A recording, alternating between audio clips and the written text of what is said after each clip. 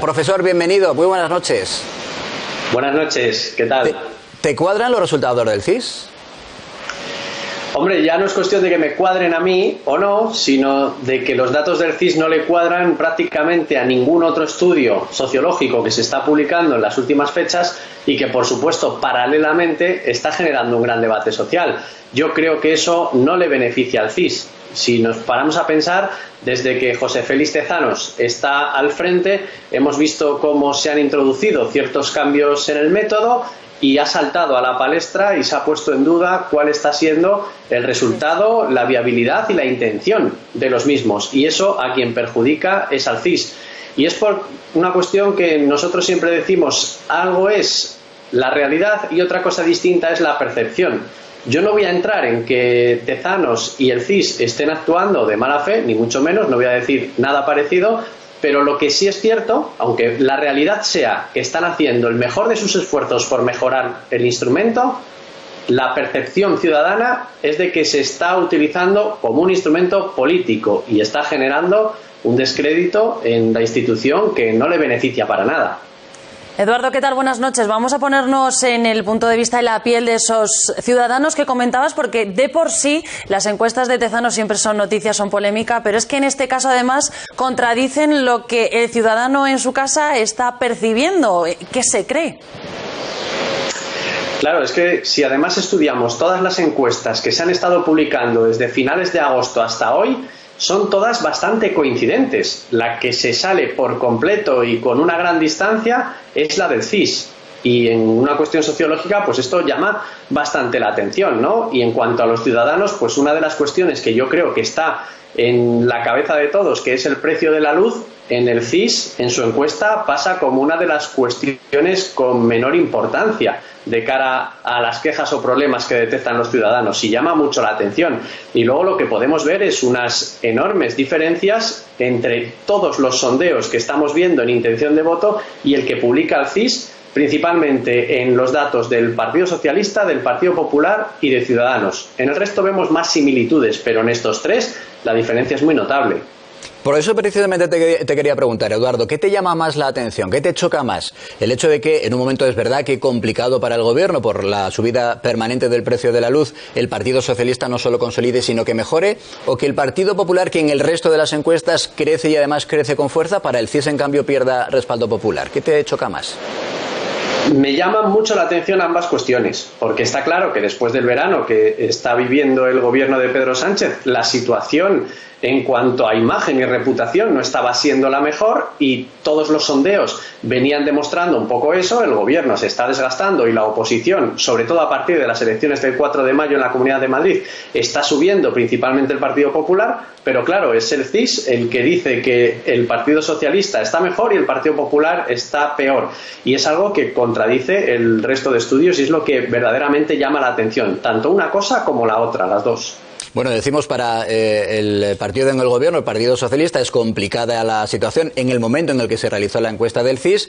Para la próxima, decíamos, el CIS en esta última encuesta le da 3 puntos menos de respaldo popular al Partido Popular. Quería preguntarte por esa otra formación, por el Partido Popular y, digamos, por el enfrentamiento interno entre la dirección del Partido Popular Nacional y la presidenta de la Comunidad de Madrid.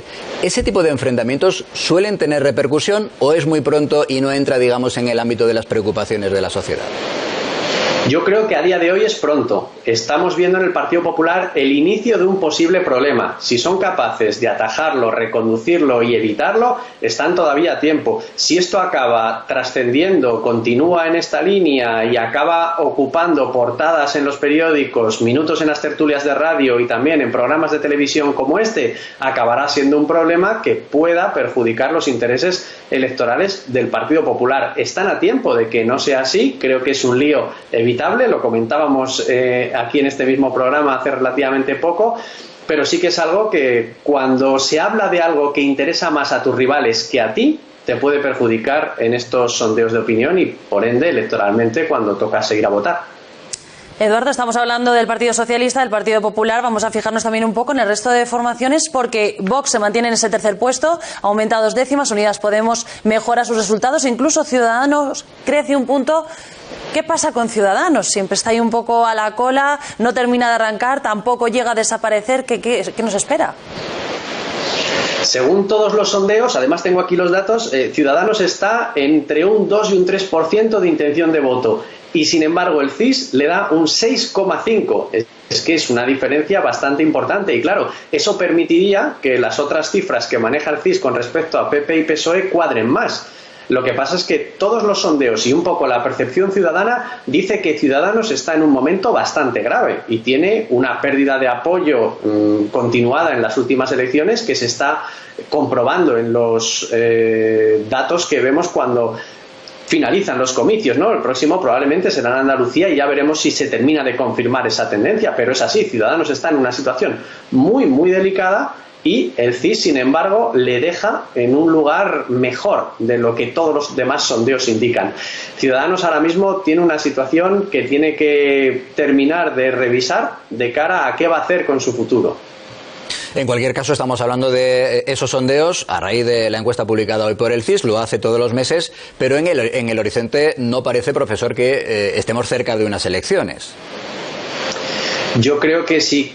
Estos datos verdaderamente en el Partido Socialista los interpretaran como el CIS dice, se lo podrían llegar a plantear, ¿no? Porque el Partido Popular está perdiendo un poco de apoyo, el Partido Socialista está mejor y cuando se hablaba de cierta crisis de gobierno, que por eso llegó después la remodelación, podrían planteárselo. Yo creo que el objetivo que tiene Pedro Sánchez, tal y como están las cosas a día de hoy, es agotar la legislatura. Cuando hablábamos anteriormente en este programa sobre cuáles eran sus principales desafíos, yo manifestaba que uno de ellos es lo que va a pasar con la mesa de diálogo en Cataluña y sigo pensando que va a ser uno de los principales puntos que tenga que afrontar como complicados el gobierno del presidente Sánchez. De momento, yo creo que la legislatura va a seguir adelante. Si empiezan a perderse posibles apoyos por esa mesa de diálogo es cuando sí que ya empezará un poco a verse un horizonte electoral más cercano.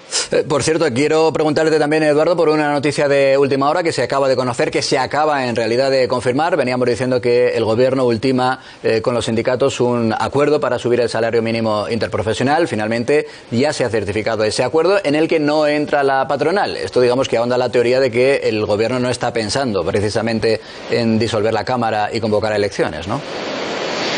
No, no parece, y además es una muestra de que tanto Unidas Podemos como el Partido Socialista llegan a un acuerdo cuando tenían pequeñas diferencias en esta cuestión. Veremos si es una medida que acabe funcionando bien, porque aquí por un lado va a venir el éxito que va a vender el gobierno con esta medida, que está claro, todos queremos que suban el sueldo a todo el mundo, solo faltaba, pero las empresas y los empresarios están diciendo que por una cuestión de competitividad y por el incremento de otro tipo de costes, como puede ser la luz y los carburantes, quizá no sea lo más adecuado ahora, ya que las empresas están muy castigadas.